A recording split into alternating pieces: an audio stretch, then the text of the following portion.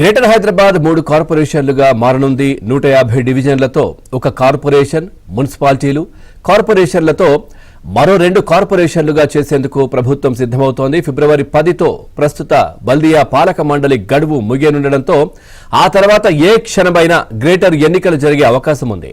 ఇప్పటికే జీహెచ్ఎంసీ విస్తరణ, వార్డుల డీలిమిటేషన్ కు అడ్డంకులు తొలగిపోయాయి. అభ్యంతరాలు పరిశీలన అనంతరం దాదాపు 40 వార్డుల పేర్లు మార్పు, 10 వార్డుల సరిహద్దులు మార్చేందుకు అధికారులు యోచిస్తున్నారు. ఇక వార్డుల డీలిమిటేషన్ పై రేపు ఫైనల్ నోటిఫికేషన్ రానుంది. ఇక దీనికి సంబంధించి మరింత సమాచారాన్ని మా కరెస్పాండెంట్ నుమాన్ అందిస్తారు. Numan, over to you.